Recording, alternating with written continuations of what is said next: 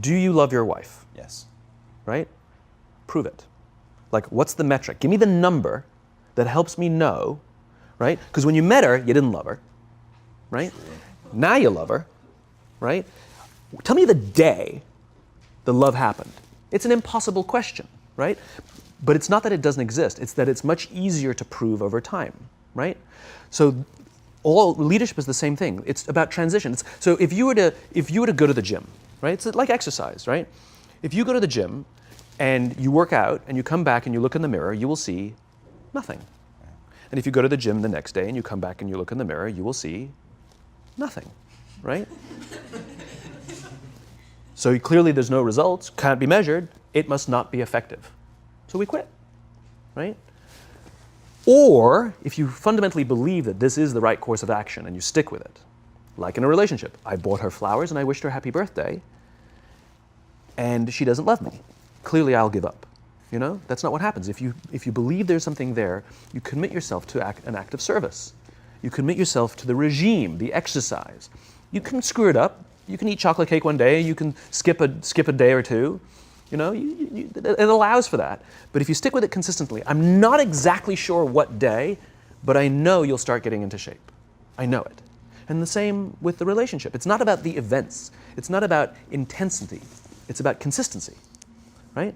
You go to the dentist twice a year, your teeth will fall out. You have to brush your teeth every day for 2 minutes. What does brushing your teeth twice a day for 2 minutes do? Nothing. Unless you do it every day, twice a day for 2 minutes. Right? It's the consistency. Going to the gym for 9 hours does not get you into shape. Working out every day for 20 minutes gets you into shape. So the problem is we treat leadership with intensity. We have a 2-day offsite, we invite a bunch of speakers, we give everybody a certificate. You're a leader, right? Those things are like going to the dentist. They're very important. They're good for reminding us or getting us back on track, learning new lessons. But it's the daily practice of all the monotonous, little, boring things like brushing your teeth that matter the most. She didn't fall in love with you because you remembered her birthday and bought her flowers on Valentine's Day. She fell in love with you because when you woke up in the morning, you said good morning to her before you checked your phone. She fell in love with you because when you went to the fridge to get yourself a drink, you got her one without even asking.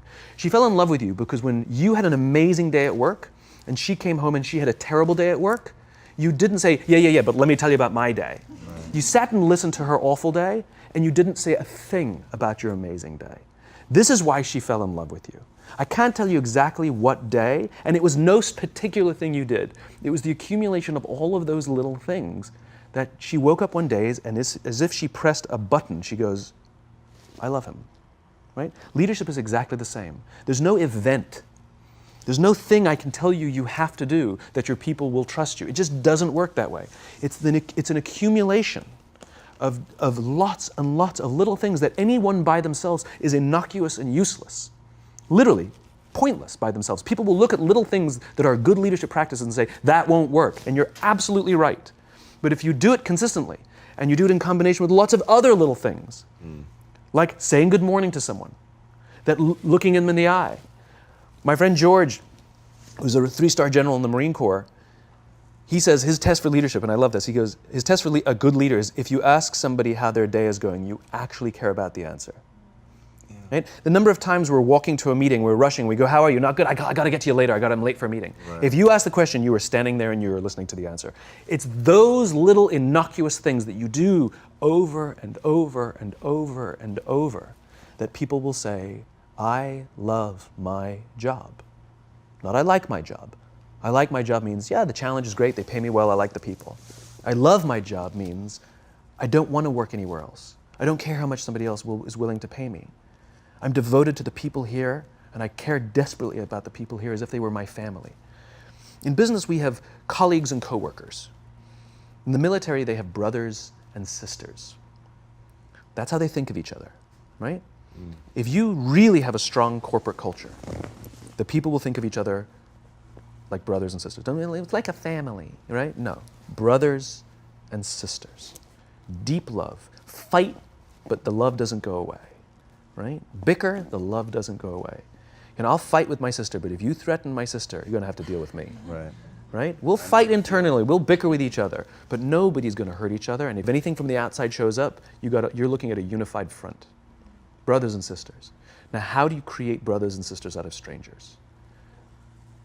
Common beliefs, common values, parents, in other words, executives who care about their children's success, who care to raise their children, teach them skills, discipline them when necessary, help them build their self-confidence so that they can go on and achieve something more than you could have ever imagined achieving for yourself. That's leadership, an absolute love and devotion for the people who've committed their lives to this enterprise.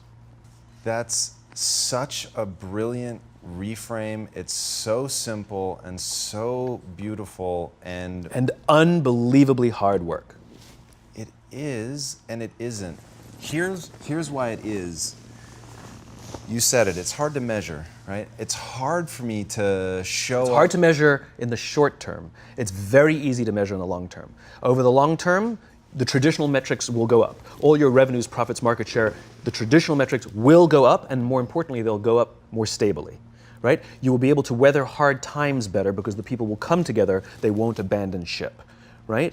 Over the long term, the traditional metrics are just fine. But also over the long term, your churn will go down, right? You won't be going through employees as much, right? Over the long term, you'll find that loyalty is much higher, that people will turn down better paying jobs, right? Over the long term, all the traditional metrics are just fine, and then some.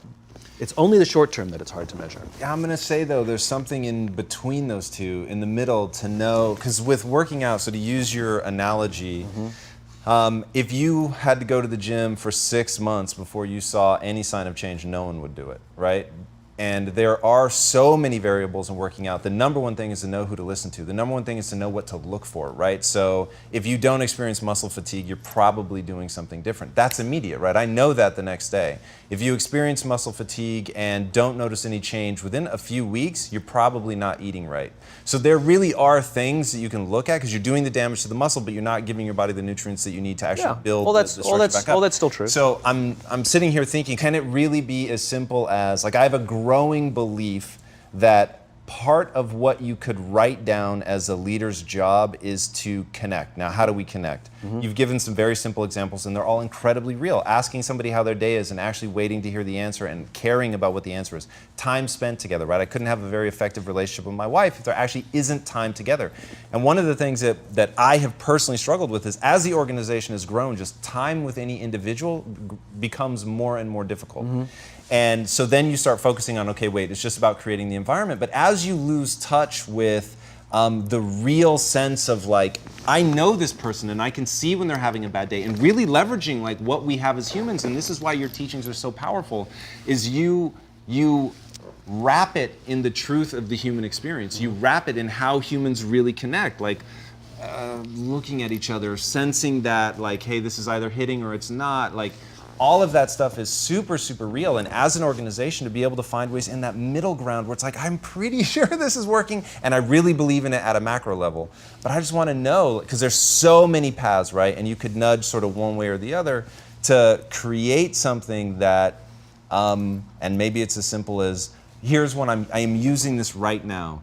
The amount of laughter I hear in the office. Maybe that's dumb, I don't know. But I'm really doing it. And I really think all day, like, how much laughter have I heard today?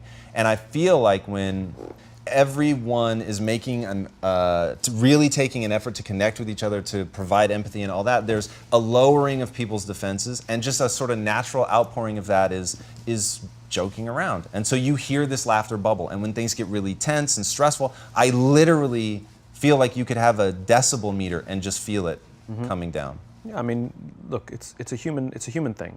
So just as you know how your body feels after a good workout, and you know how your body feels after a big greasy meal, you know that one is good for you and one is not, despite what it may taste like. And that's the problem with short-term gains, right? They feel really good in the short term. So we're highly, highly, highly trained social animals. We're highly adapted social animals. We can feel social awkwardness, and we can feel when things are going well. You can sense it. You say you have this sense of laughter, around the office. Like, we don't walk around with blinders. We're like I said, we're made to do this. That's why we can assess if somebody's trustworthy or not. That's why we keep our walls and we're like, his results are great, but I wouldn't trust him, right? As opposed to letting down your, like, I trust her for anything. I trust her with my kids, my money, anything, you know?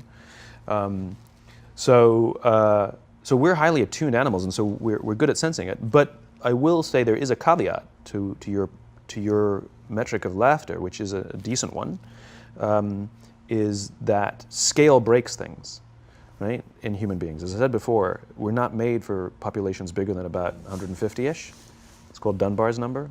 Robin Dunbar, a professor from Cambridge University, theorized that we cannot maintain more than about 150 close relationships.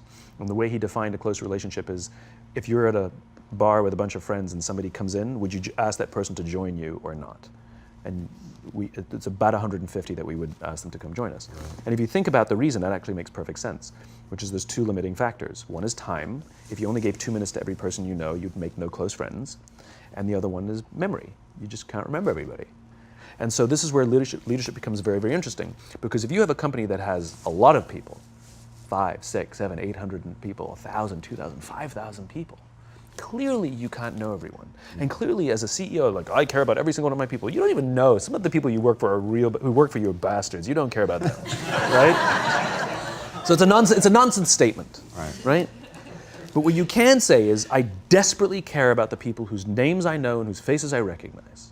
And I care desperately about my leadership, and I instill in them every day that I will give them the tools, and I will take care of them with one purpose and one purpose only, that they will take care of the people in their charge. And I want those people to take care of the people and instill in them that they take care of the people in their charge. And then by the time you get down to the masses, where the actual 1,000 exist, because of the seniors it's like 20, right? Where the real 1,000 exist, they feel about 150 of them can look to one of their direct leaders, to one of their direct managers, and say, that person cares about me.